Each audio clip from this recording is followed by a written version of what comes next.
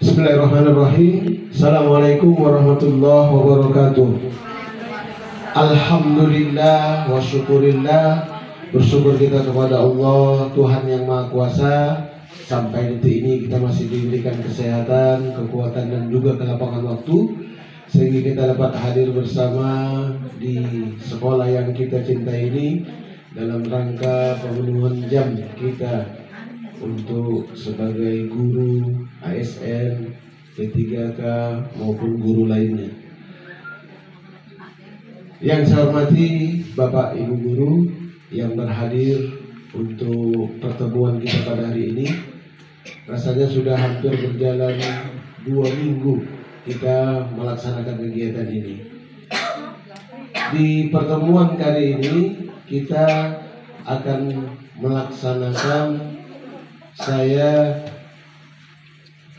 mengambil judul refleksi. Tapi sebelum ini dimulai, supaya semuanya semangat, ini ada yang lemas katanya, padahal baru makan besok. Kita ada ice breaking sebentar saja, 2 kali nanti ya. Ini saya buat dulu seperti ini ya.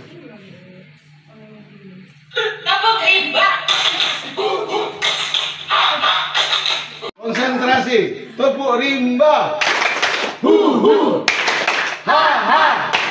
Hu ha hu ha. Hu ha. Sekali lagi. Melakukan kegiatan, melakukan pembelajaran, refleksi itu harus kita lakukan. Untuk apa? Sebagai evaluasi, mana kita yang kurang, mana yang harus diperbaiki, mana yang harus menjadi peningkatan.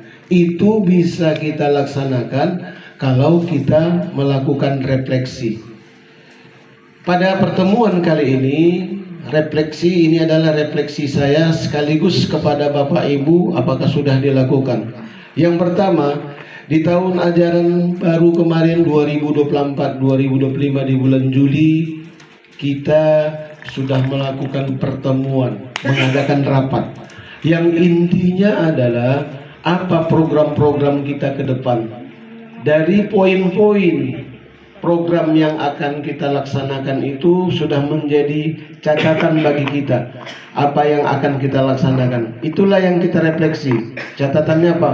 Oh, refleksinya 1, program kerja sebagai guru. Kedua, melaksanakan, membuat perangkat pembelajaran. Kemudian yang kedua untuk refleksinya adalah pelaksanaan P5. P5 saya lihat dari awal kemarin sudah dilaksanakan. Hampir setiap hari di minggu-minggu pembelajaran kita, P5 itu secara bersamaan, kolaborasi dengan beberapa kelas dan guru ini dilaksanakan. Ini adalah memang bagian dari petunjuk P5 itu, begitulah dia sistem yang harus kita laksanakan.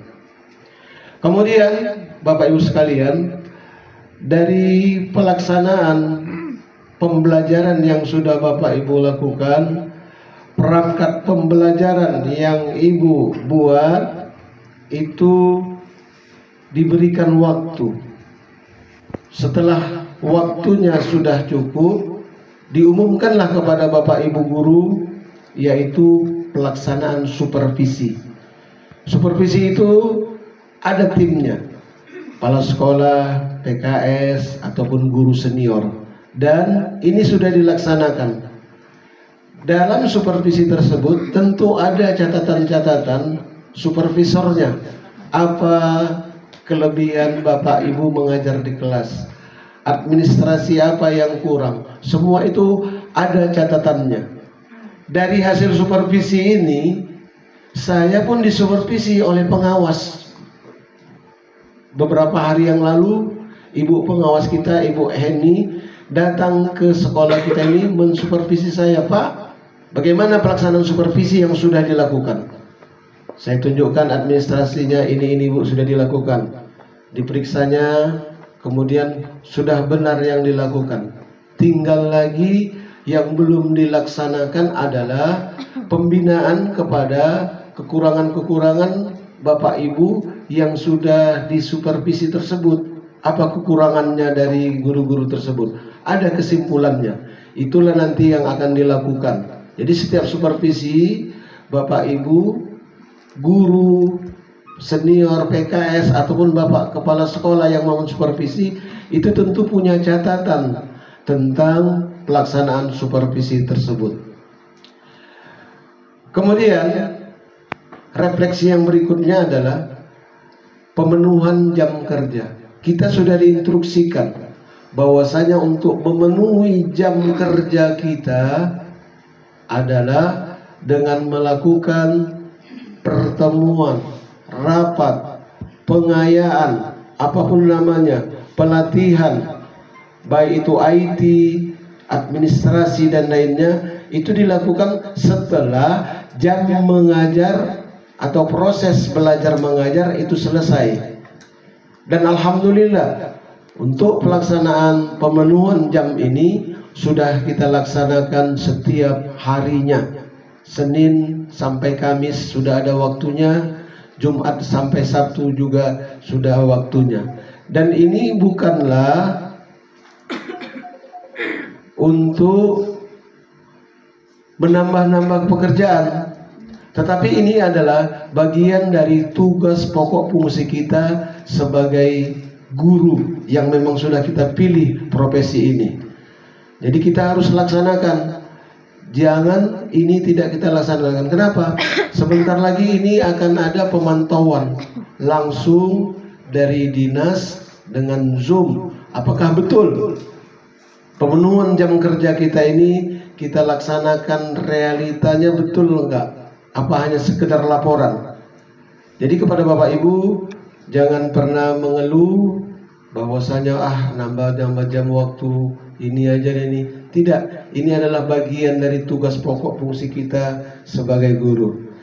Dari hasil awal tahun pelajaran, perangkat pembelajaran, P5, supervisi, pemenuhan jam kerja, dan program-program penting lainnya, ekstrakurikuler, ini adalah bagian tugas pokok fungsi kita yang harus kita laksanakan.